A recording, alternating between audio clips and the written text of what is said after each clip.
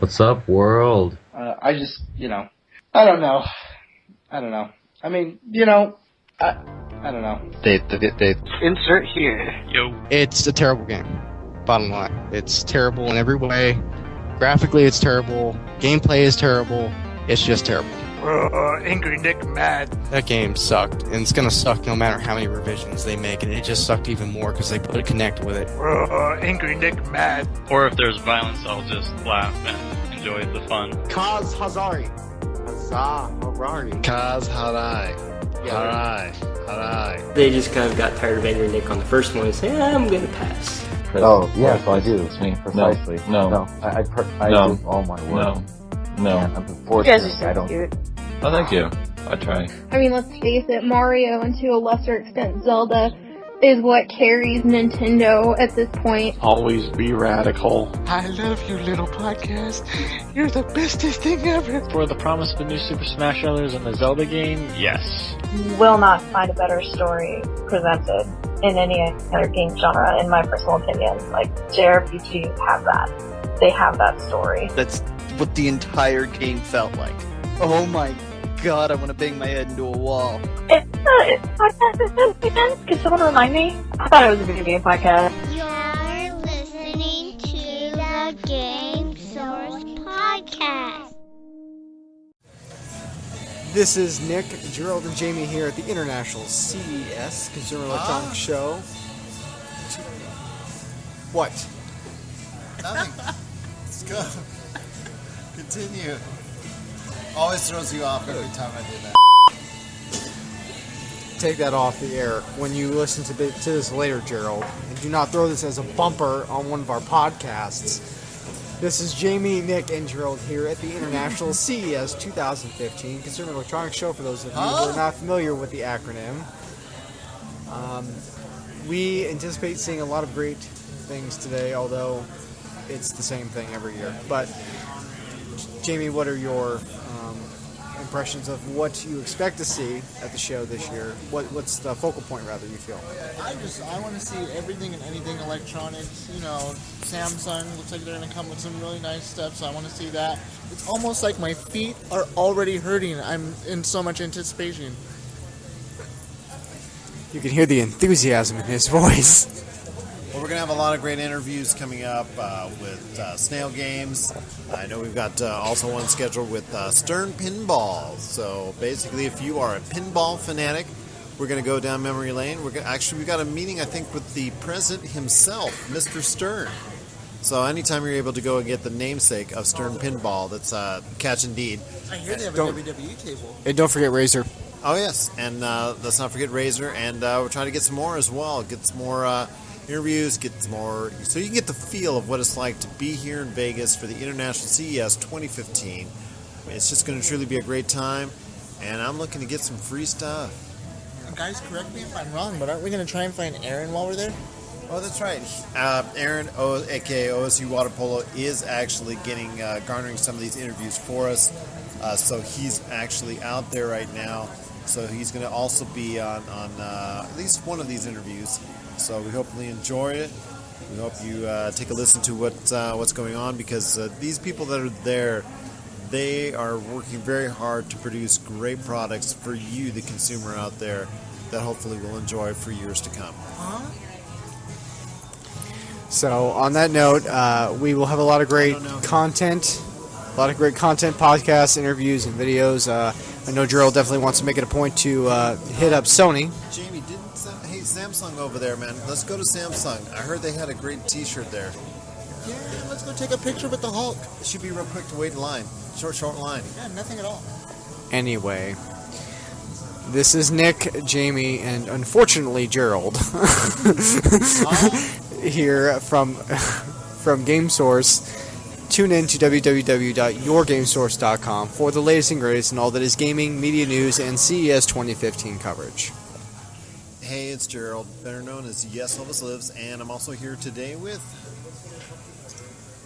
Degenerate08 and me. Nick, or otherwise known as SOS Rage. We want to talk about our time spent at the Sony booth at the International CES 2015. did get, as I do every year there at Sony, all the great gadgets that they have there, but mainly for you, the gaming fan and the gamer at large, we wanted to concentrate on see what's going on with Sony when they presented themselves at the International CES 2015. Wanted to let everyone know that we got a chance, an extensive look at, well, games like The Order 1886, which I know is on the high up on a lot of people's most anticipated list. Your thoughts, Nick? You got a chance to put hands-on the game. Almost a hands-on a PR rep too, but a hands-on the game. So, what were your thoughts on The Order 1886? I cannot believe you actually just said that on this recording. You better take that out. Dirty. Anyway, that threw me off. The Order, actually, I was telling Jamie, I thought I was pretty impressed by that game, actually. It had already looked pretty good, and I know it seemed like there was a lot of criticism initially. Because there was a lot of frame rate issues, screen tearing, things of that nature. It didn't look like it was going to be near ready for its late February release date. And I just thought, along with a lot of other industry pundits, that it wasn't going to be able to be a finished, good project. Well, but it just seemed like even at E3, it seemed like what came out of that. I thought I had heard it was critiqued. I mean, not badly necessarily, but not as great as it could have been. But when I was playing it, I thought the game was very fluid. Graphics were amazing. I mean, it seems like they captured the quality of the game very well. I think it was pretty fluid gameplay. Like I was expressing to Jamie, I think one of my only beefs with the game so far through my experience is that the over-the-shoulder camera is a little bit too close, and oftentimes when I was in the midst of combat, even when I was in a the quote-unquote slow-mo mode where everything's slowed down enough to provide enough time to kill the enemies, I was so close it was hard to accurately aim and kind of function overall. That was kind of my biggest beef, which kind of hampered down the game a little bit. I don't know if maybe there was a way to maybe adjust the angles a little bit better to where they were a little more optimal for gameplay. But outside of the camera-related issues, I mean, I thought it was seemed like a pretty action-packed game, easy to just pick up and play. I was pretty impressed with it. How was the cover base as far as the game? It emulates Gears of War. I actually felt more Uncharted, believe it or not. I felt more Uncharted cover, duck and cover kind of thing. Just the way that you were able to kind of dash and then do kind of a dash and cover, and then just the system that they had put into place to kind of swap weapons out was very similar, I thought, to the way Uncharted felt. That was the first thing that came into my mind, was kind of, hey, this is kind of similar in terms of that aspect of it, and I liked it. It was pretty easy. I was able to just use the D-pad to quickly switch between weapons, and the learning curve was. I mean, what about the enemy AI? Was it horrible? No, actually, the enemy AI was fairly intelligent. It was, it actually provided you a challenge. They were ducking and covering, advancing tactically, being defensive and offensive. Actually, fairly. It did make it fairly challenging. They were, when I was drawn down on some of them, they effectively took cover at the right time. Some of them were kind of stupid and were outright out in cover, but I mean, they did simulate something pretty realistically. So. Jamie, you also had some time with 2 Vita games. First from Drinkbox Studios, Severed.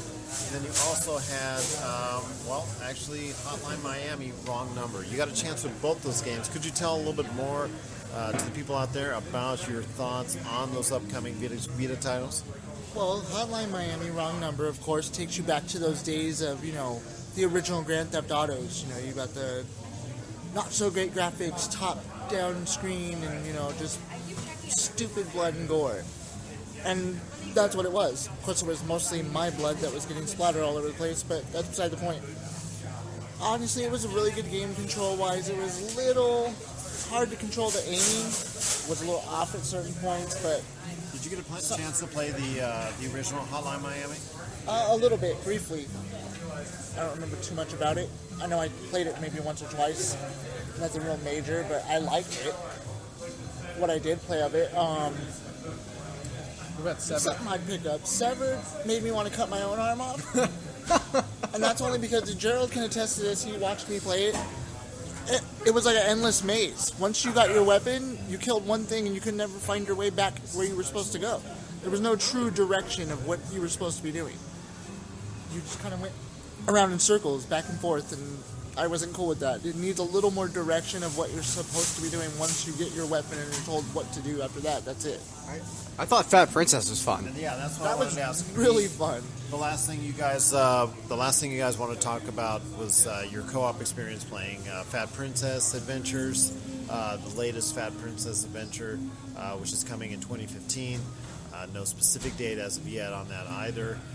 Your thoughts on that, guys, on playing a co-op on that? As I was telling the gentleman over at the Sony booth, being a big fan of the Plants vs. Zombies Garden Warfare, I know this in terms of the gameplay itself is obviously not similar to that, but I got that feel where this was just a fun game to play. Like, it would be genuinely fun for me and you to jump on and play. I think he was putting it over there was like, it was kind of like a dungeon crawler. But at the same time, it was like you had some very unexpected attention to detail, like in terms of the gore and stuff. It was like really unexpected, but it was like a good unexpected. It's like, la, la, la, la, everything's pretty, and then splat. Yeah. Or like when I accidentally turned you into a chicken, and then turned myself into a chicken. But, and then we eventually were just, our characters transformed into big, fat, overweight. Yeah, I had too much cake. That was not a good thing, but keep that to yourself. We did not personally have too much cake. Yeah, we didn't personally indulge ourselves that much, but I was I don't know. I was actually genuinely. I can actually say that I would. That's definitely something I'd play again. Yeah, I would definitely recommend that to somebody to play. I had fun with it. I think it would be a great co-op experience. Especially, I'd love to see what it was like with 4 people. Yeah, I think 4 people. 2 people was fun. I can't imagine 4. That would probably make for a good time. So great things are coming up for Sony. Hopefully you'll stick to us here at yourgamesource.com for the latest from the International CES 2015 and also upcoming games such as these for not only PlayStation but Nintendo and Xbox. And now Android gaming, because we also spent some time there too. But we'll talk about that in another episode. Gerald, before we leave Sony though, weren't you let down by a certain aspect or missing aspect? Well, they had PlayStation Now, which has been out, which actually was announced last year, but they didn't have PlayStation View, which they've talked about a little bit in more detail, which is the TV experience, subscription TV experience, which they're going to provide customers on the PlayStation outlets. Unfortunately, they did not show that here, so I was kind of disappointed. But I'll have Nick follow up with their PR rep to see if we can get more information for you as soon as possible. But there's a lot of great things that we've seen and done here at the Sony booth. We're just glad that you could be a part of it, and thank you again for listening or watching. Hey, this is Aaron, Nick, Gerald, and Jamie with YourGameSource.com. We're here at the International CES in Las Vegas, and we're here with Travis First of Razer. And what are you going to tell us about today? So today we announced the Razer Forge TV. We're really excited about it. Earlier this year we announced our partnership with Google to bring next level Android gaming to the big screen. And so that was back in June, and since then we've been working with hundreds of developers to bring next level hardcore Android gaming to the big screen, and that's via the via the Serval controller and the Forge TV. And we're not talking about normal Android games, we're talking about high quality graphics and controller support. The Forge TV will support up to 4 controllers, so you can really bring your friends together and game against each other. And so on the show floor today, we've got some great game titles. Bomb Squad is one of them. You can get your friends together and beat each other up and knock each other up, and there's some really cool games that you can play with it as well. The console specs, though, it's very powerful for a small form factor. It has a quad-core 2.5 gigahertz processor and a gaming graphics card. For connectivity, you've got gigabit Ethernet, wireless AC, and also HDMI out. So for a media streaming and gaming box, performance is very important.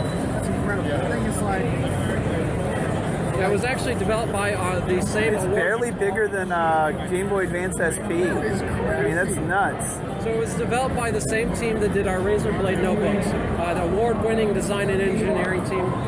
They're great at cramming a lot of power and performance into a small form factor, and they've done it again with the Forge TV. Now, to control your games, we've announced the Razor Servo controller. This is our new Android gaming controller. Like I said earlier, you can pair up to 4 controllers to the Forge TV for in the living room. Now, if you want a game on the go, we have a mobile phone clip that comes with the Servo controller, and it simply attaches on right here, and you can basically game on the go with your smartphone. Now, with a lot of cloud save games, you can use like Asphalt 8, for instance, has cloud save, and so you can game on the go on your smartphone, and then you can pick up where you left off on your big screen TV. So there's that connectivity as well. that's awesome. That is awesome. And so what cloud-based service? So it's dependent on the game titles for the support of it. So like Asphalt 8, and there's a lot of other games that support that cloud save through Google Play. So all the games and the media content and everything you can access through Google Play Store. Now, do you anticipate, like long-term, there being any kind of integration in any way to like iOS? So for iOS, so we have a smartphone app. So you can download it from either the Google Play Store or iOS Store. And that will allow you to control the Forge TV through your smartphone or tablet. And so there's an on-screen remote. There's a really neat swipe gesture, so you don't have to look at the TV. You can do voice search. So I can hit the voice search button, talking to my phone, and it will search up on the screen as well. So there is some integration that way. That is cool.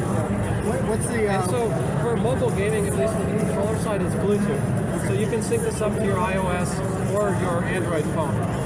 Great, okay. For on-the-go gaming. What's your price point you're looking at? So the Forge TV is only $99. Phenomenal price. It also features Google Cast, so you can cast all your content to the TV as well.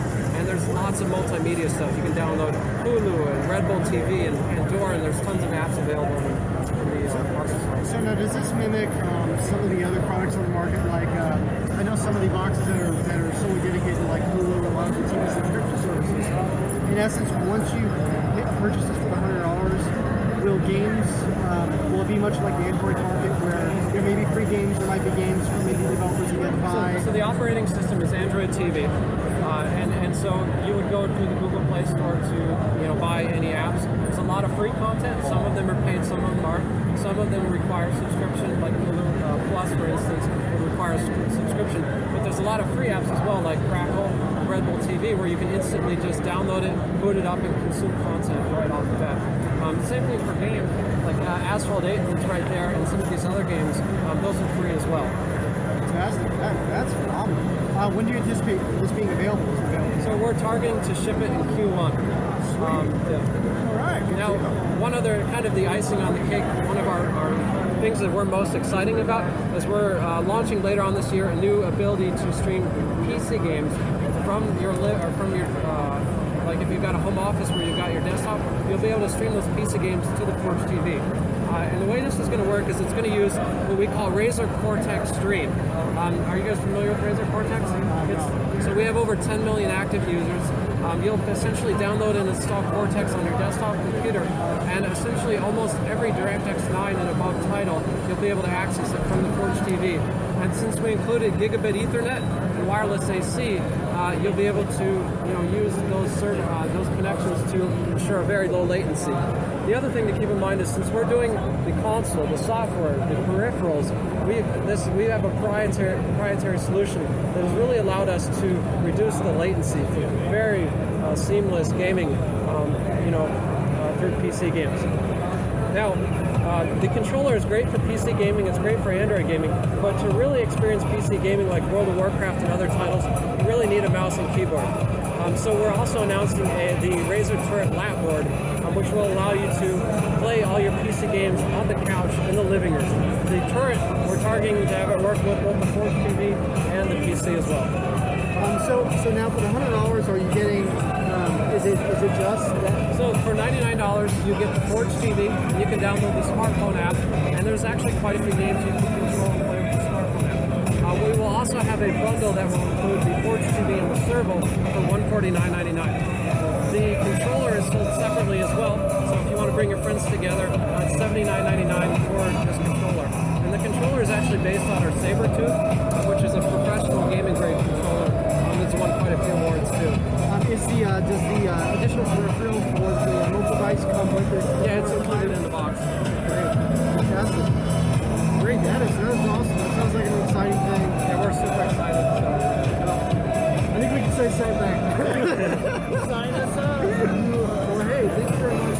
We appreciate your time. It's a pleasure to meet you, and we look forward to hearing more about it, seeing it, and having an opportunity to use it. Cool. Thank you, guys.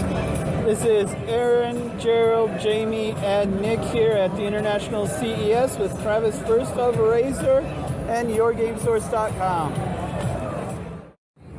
Hey, this is Aaron, Nick, Gerald, and Jamie here with YourGameSource.com at the International CES in Las Vegas. And we are here with Gary Stern of Stern Pinball, and he's going to give us a little tour and tell us the future of Stern Pinball, hopefully. Well, hopefully, there is a great future. Well, and not just yeah. hopefully, there's a great future. No, I We're meant here. hopefully you were going to tell us what that future is. Not that you have a hope. Okay, so here we are. Here we are at the Consumer Electronics Show. This is, you might say, why is a coin-op game company here? It's because we have three customers. We have game operators all over the world. We export half of our games. We have enthusiast collectors, and we have rec room buyers, the guy who's 45, 50 years old, played pinball as a kid and wants to have a pinball machine. This is the first showing of our new WWE pinball machine, WrestleMania, with the upper playfield that is the ring with slingshot kickers up there so that you can wrestle in the ring. It's really very cool. It's fun. That's what Jamie's playing right now. Yeah, I don't know that you can really call what he's doing playing. He's more like pushing buttons. You mean sort of like me? You know, during part of the design process, everybody at work has to play 15 minutes a day. You don't want to play pinball, you shouldn't work at a pinball company. So I play 15 minutes a day, and the purpose of that is to make sure everything's working and to percentage the game. See, the features are coming. Some of the players are very good. Lyman Sheets is a world-class competitor, ranked way up there with the IFPA. I represent, being 69, older and slower, I represent the customer in a pub, in a bar, who's had about $1.50 a beer. I play old and slow, and so I'm an important part of it. So any event, we have those three markets, and we are showing here WWE, also Mustang, a Pro, and a Boss Premium, I think, I can't remember. And we have Star Trek and The Walking Dead. So some of everything here. Actually, for some reason, we don't have a Metallica. We're still making those. We're just out of room.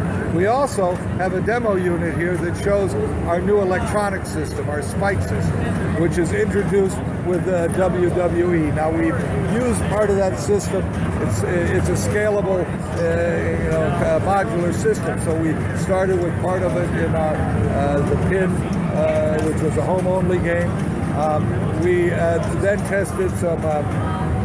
I think it was Transformers with it. We made some AC/DC premiums, which has got a lot of things for the system to operate. And you'll see here both a SAM system and a Spike, the new system, Spike The Walking Dead.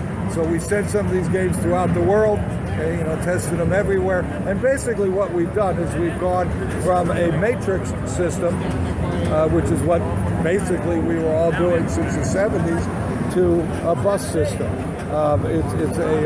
It's just like in an automobile, you used to have a cable about the size of my wrist running through that car, and all these wires going to the different things. Now they, like in your computer, they run, just a data line through the car and go to node boards or semi-smart boards. We're doing the same thing. So we've got about a 5 by 6 inch sound CPU board in the back box of the game.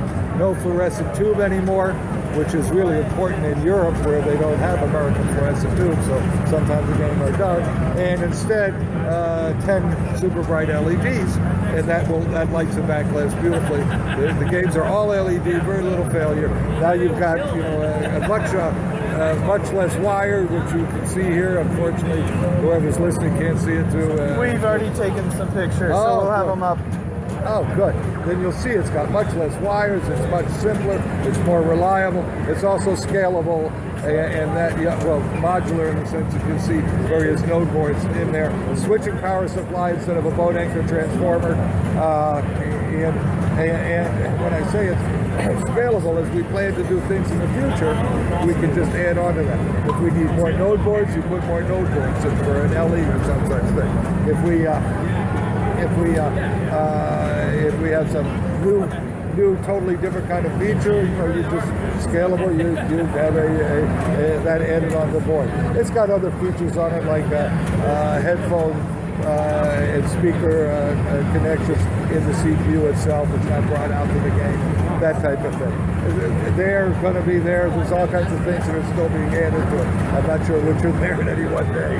Do you think you eventually, maybe in the short term or long term, see any wireless capabilities? When you say wireless, you're talking about communication. Yeah, for sure. Whether it be for operators or players. For operators, they could, if they can canvas their games, or the game tells them it's got a problem in the cloud, that type of thing. And then for players, various communication is obviously a desirable thing, something that will happen. Take my high score on my phone and send it to somebody. That would be kind of cool. Yeah, that actually would be kind of cool. Yeah. So in terms of something like the branding and licensing, what's some of your process for being able to achieve? All of our games are licensed. We believe in that. If you make a stuffed animal in the shape of a mouse, you won't sell any unless you pay Walt. You pay Walt, you sell all you can make. It's something that works. It gives certainly the casual player an identification with the game. Let's talk about casual player for a minute. It's very important for gameplay, for games, to have not only the great player, the enthusiast, but we have to have the casual player. If we don't, everybody's trying to broaden the player base in all game design, whether it be slot machines,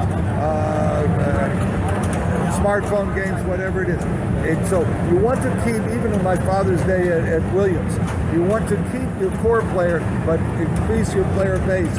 You don't want to do something that loses the core player, but if we don't increase that player base, the players will die off, and there will be no collectible games, and the guy who is 50 years old and wants the game at home, in his home that he played when he was a kid, is going to buy a smartphone. Right? He's going to look for a 30-year-old smartphone. So, it's important that we have that casual player. So going to the licensing, it does a number of things. It puts us in connection with other creative people out of our strictly ivory tower. WWE, they did the art for this game. And we made a game, Tales from the Crypt, which was a pretty cool game. And it had a scene in it that our guys were so creative, in the dot matrix of somebody being cut in half. How creative, with a chainsaw. Except that's Joe Pesci. I saw that episode. It gives people ideas. There's a ball-eating dinosaur on Jurassic Park, which was licensed because Crichton knew that to do a book about cloning, he should use what's current, dinosaurs. So it just there gives you the idea of what's current. So now there's also promotional capabilities. With The Walking Dead, we had 120 advertising spots featuring our pinball machine, exposing it to a larger audience on their first 8 episodes this season as part of a contest that we participated in. So it gives us quite a bit of a plus to it. One of the things that does have with licensing is if we have a licensed title like WWE or The Walking Dead, and I call our French customer, I say, I got The Walking Dead. Okay, if I call them and I say, I got Ghost from Hell, they say, send me 2, I'll test it for 8 weeks, and maybe I'll order some then. So it's also a way of starting a production line, of getting cash flow, of running a business in a factory. So brand recognition, obviously, especially in this particular sense, is very important. Now, when we talk brand recognition also, we're here at this show, so why are we here? Well, yes, we sell games to operators. Yes, we sell games to enthusiasts. We also have games sold to the general record buyers, the general public. But it's also about brand recognition, the Stern brand, and about exposure of pinball in general, to get it out there. We've seen a resurgence in pinball. A lot of that is due to what Jody Dangberg, our marketing guy, and our people have done to get it out there. Now, like, I know gaming in essence has gone through an evolutionary change from years ago until now. Generationally, do you think, I mean, does pinball games, in a sense, still have a large niche in the gaming field? You know, the trend today, I'm going to answer it backwards, maybe. There's a trend today in this country, the barcades. And these barcades, which are for young people, your age, what have you, first of all, they have craft beer in a lot of them. And if it's 9 to 11%, I like it. I don't like, I'm a vodka drinker, so I don't like 4% beer. It's a waste of time. But give me a good 9.5% beer, and I'm happy. But putting that part of it aside, these barcades, 30, 40 upright videos from the 80s, easy to learn, hard to master. Not a big movie on a video screen, but just basic gameplay. And this is really reverberating with the people going to these bars, the young people. Pinball becomes very popular in these bars, and again, good pinball should be easy to learn, hard to master. That casual player, easy to learn, great. That deep player, great player, hard to master. So, do I think pinball is appropriate for a younger audience today? I don't mean children per se, though I know children that play pinball. I'm talking about young adults. We've always been attuned to the bar business. Yeah, definitely. So, I mean, in terms of if you had an enthusiast or a consumer, a general consumer, what would one of the machines generally cost if they wanted to? The Pro model has an MSRP of $5,995. The limited editions, depending, each of those is priced differently, but let's say they're $8,500 for one of those. Now, obviously, some people occasionally get better deals than that. But if somebody was interested in purchasing one, would they contact your company directly? Or? They could. We don't sell directly, but they could contact us, and we would put them in touch with somebody depending on where they are. A few people. They can also go on our website, sternpinball.com, and click on buy and find a bunch of people they can contact. I was just fascinated by the new spike system. My models, because we were talking about the possibilities with the new spike system. Excuse me. As far as Jody was mentioning to us, Wi-Fi aspects, and that you'll be able to interconnect. That'll come. Because one of the fascinating things with video gaming is leaderboards. You compete against people all around the world, and it's not just you're competing against a high score on one table. Eventually, there is social networking, such as that. There's a bunch of things you can do ultimately as we get there. Patience. There's also, as I mentioned to these gentlemen, for operators to pull their machines or the machine to tell them if something's wrong and so forth, make changes in that machine, download software into that machine without having to, where it actually happens all the time, because sometimes software isn't updated. There's a lot of advancements that can come with the technology, but first you have to have that type of system. Again, it is scalable, modular system. We can grow with it, and it will make future designs and developments easier. Well, we're definitely excited here at YourGameSource.com to see the future and how the pinball will always keep evolving. It will indeed. But it's still, as Harry Williams said, if the ball is wild, it's a ball at bat game. Keep your eye on the ball. There you go. Fair enough. Thank you very much. Thank you, gentlemen. I certainly appreciate it so much. Thank you. We appreciate your time. Thank you. Thank you. Thank you. No, thank you for your time, sir. Play some pinball. We absolutely will. Thank you again. This is Aaron, Gerald, Jamie, and Nick with YourGameSource.com. Well, we're back at CES. I'm here again with Jamie, Angry Nick, and myself, Gerald. We're going to go at it right now. We're at Snail Games. But we're here with Eric. Yes. Eric, good to see you. We're here. How you doing? I'm going to announce this now, the coolest name in the gaming world. O-Box. Yes. There you go. So tell us more, Eric, about the O-Box. The O-Box is our modular Android system that's being developed by Snail Games right now. It's running on the NVIDIA Tegra K1 chip. It also has a 192 CUDA core GPU. It runs any Android device. It has 4K capabilities, 3 USB ports, USB 3.0.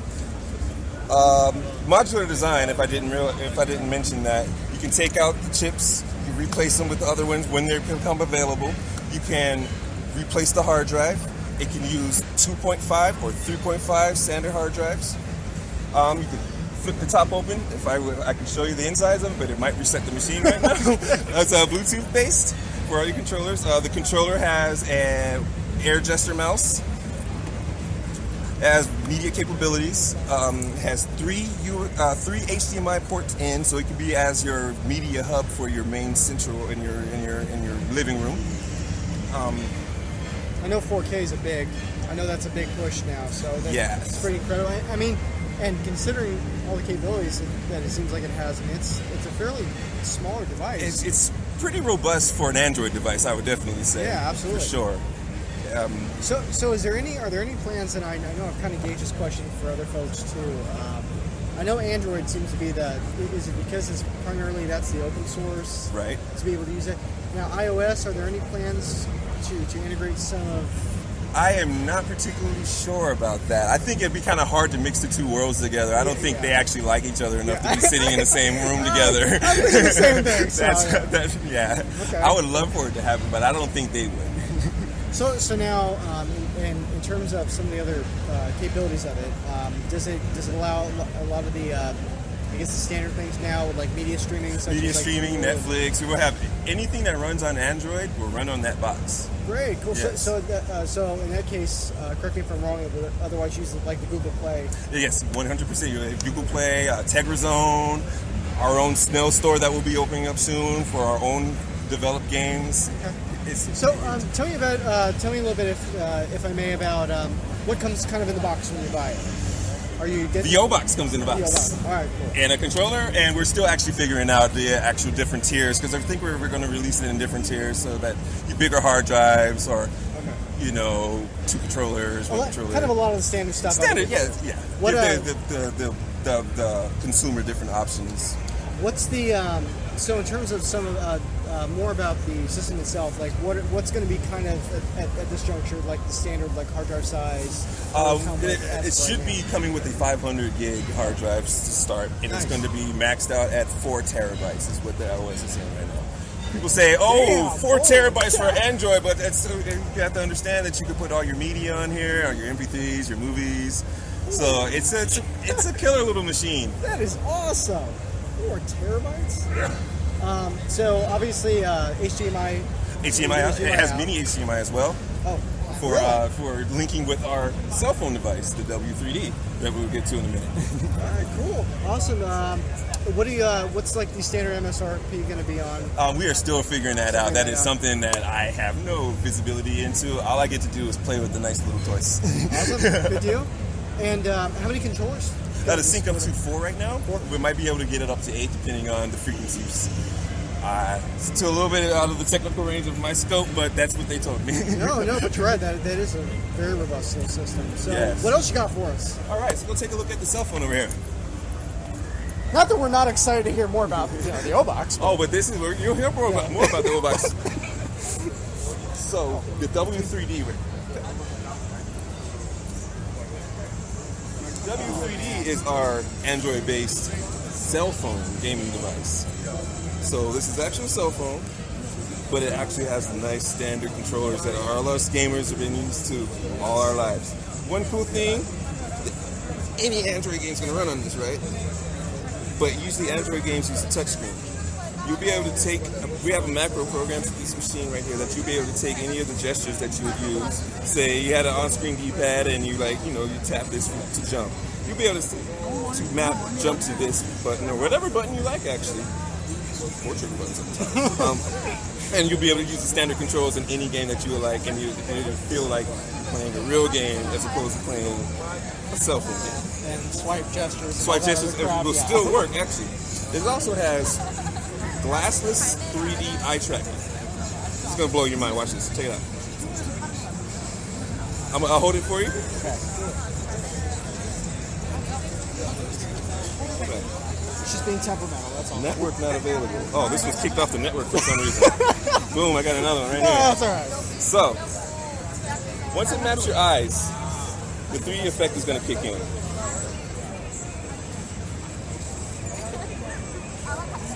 Oh. No way. Yeah. That is incredible. What? See? That is It's facial recognition eye mapping. That is incredible. This phone right here, the specs on this phone, it's a dual SIM card phone, so you can actually use 2 different lines on it, like a business line and a personal line, something like that. 2.2 8-core processor, 2 gigs of RAM, 16 gigs of onboard memory. Does it have? So obviously, with the additional, you'll be able to expand upon that. Yes, yeah, it has SIM card slots. So you can put up to 64 gigs in there, or whatever bigger SIM card they can come out with before then. Nice, all right, cool. And it also syncs up to the O-Box. So they're like big brother and little sister, so to speak. So this could be used, W3D can be used as a controller for the O-Box as well. And you can sync with it, transfer information in between the two, kind of like a cloud service as well. Do you know, are they going to be all the standard cell providers? Standard cell providers, yes. It's an unlocked phone as well. Oh, great. So you just pop your SIM card in there. Sweet. What do you have a time frame as to when this will be available on the market? It's going to be, the information is going to be coming out just after E3 or right at E3 this year. So that's when you start looking for it. You guys going to be there too? Yes. We live in LA, so we're going to definitely be there. So. And we'll be there too, so I'll probably see you there too. Sounds good. Now, so what do you, I know, and this may be out of little scope, so I apologize, but what do you think price range wise? Do you think they haven't decided on that either? That's something that's going to be coming out later. I figured as much because I know a lot of the way the contracts work and all your contracts work now. Yeah, they're ironing out all those information right now, actually. So great, I'm sure it'll be coming soon because now that it's been announced, people know about it. Now we have to answer the questions. That is incredible. Are you sending out demo units to publications here in North We will be. Have you spoken to the people in the front? No, if you give them your information, that's how you get on the list. Okay, great, fantastic. Anything else to add? No, that was it. That's what I want to make sure. Got enough video beforehand before your conversation. So cool. Great. I appreciate your time, Eric. Excellent. Thank you very much. That was good for me as well. I got to go through the whole thing. So that's no problem. You've been incredibly helpful. Cool. Thank you for all the information. Again, that was Eric here at Snail Games USA. This is Nick and Gerald, and Jamie's floating around here somewhere. Jamie's. I don't think we're going to be able to get him away from the O-Box online. He's tearing into it. I wanted to get him to try the ones with, the one right over here that shows a great demonstration of the 3D performance, but I can't get him off that. That's okay. That does just as good of a job. So. We're going to have to go with ourselves. So. Cool. Well, hey, thanks again, Eric. No, again, no it was a pleasure, man. I appreciate all the time. Thank you very much. Have a great week. I will. This is Nick. We've got Aaron and Jamie here from Game Source crew here at the International CES 2015. We're here at the Razer booth. Here to talk about some cool stuff about VR. So we're here with Yuval Boger at the Razer booth, and he's going to introduce us to the OS VR, their new VR product here. So go ahead. So what we're announcing is OSVR, Open Source Virtual Reality. It's a project sponsored by a group of companies, Razer being one of the main sponsors, and it has 2 parts. It's got a hardware part and a software part.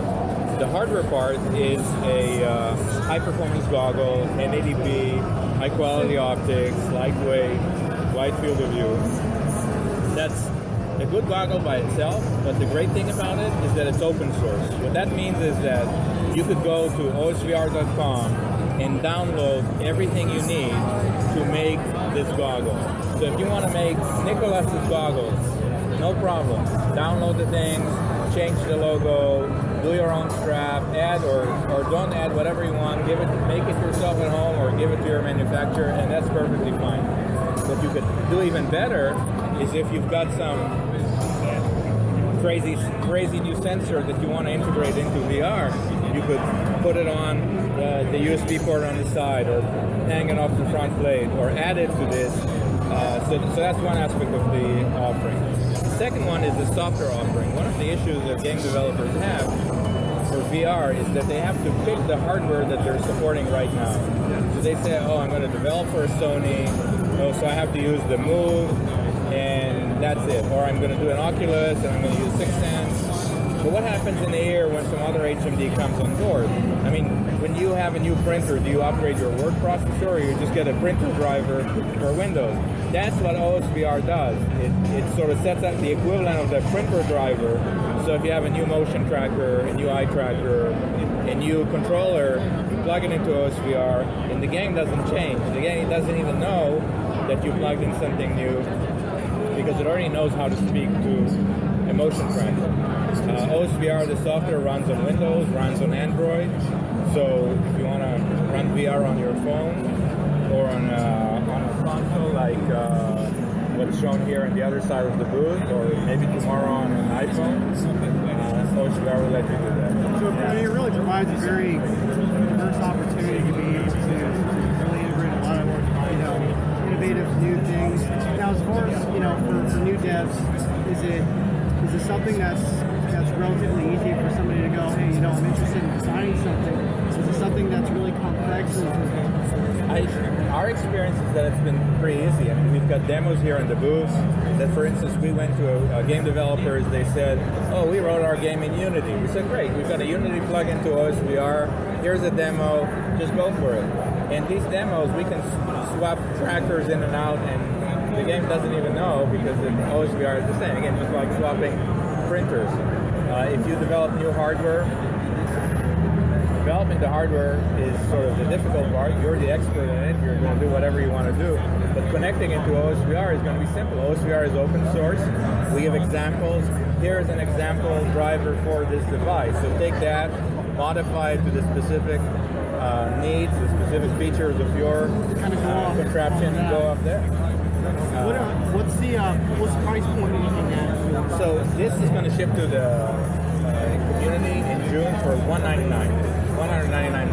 It's completely funny. open source. That's a lot more reasonable than many of the other, like Oculus Rift and things of that nature in the market. Glad you feel that way. Yeah, I think it's a lot more reasonable. You want to add anything? I'm just glad it's more like a PC where it's almost plug and play versus a console where it's static for 8 years and you have to upgrade the whole unit at one thing instead of piecemeal, which this sounds more piecemeal, which is good for consumers. And the model we think about is we look at Android. I mean, Android being an open source operating system, and that generated so much innovation. So on one hand, made it much easier to create new exciting phones. And on the other hand, it didn't stop from an LG or a Samsung to say, oh, I'll take Android and I'll have some special features that are only for LG, and that's fine. So take OSVR and make Jamie's goggles to a special thing that only you know how to do, or you have that ability to kind of make it personalized for you. Change the faceplate. So, I mean, in terms of, the weight and everything with it, do you find that, after a while, it becomes like, man, I'm going to take this thing off my face? Well, I've been wearing it on my neck the whole morning, and it's a lightweight device. And again, from my previous experience having kind of tested that, Jamie and I actually, I know we had, at one time, it was like, man, this thing is heavy, so it's good. And I think versus a lot of the side pieces, I think it was mostly plastic, so you had a lot more weight. But these look a lot more fun. This looks more like a scuba mask than a headset, the way the old ones looked like. Exactly. Cool. Well, great. Well, hey, thank you very much. We appreciate the opportunity, all the great information. We're definitely excited, so we're looking forward to June. hopefully. So, visit osvr.com either to get the schematics or just to catch up with new partners. I mean, we've announced this with about 24 partners that are already in this, contributing their own stuff. Hey, Indie's coming up in the world, so. Yes, we love indie devs. Some of them are indie devs, and the others are Bosch or Zixan. So, established companies. Cool. Well, thank you very much. Thank you very much. We appreciate your time. Yep. This is Aaron, Jamie, and Nick with YourGameSource.com at CES. Do you love games, breathe games, and bleed games? Then this is the crew for you. If you are interested in editorial, podcasting, live events, and exclusive content, make sure to hit us up at info@yourgamesource.com and become part of a team that is dedicated to delivering all the greatest and latest in gaming news and content, all here at yourgamesource.com.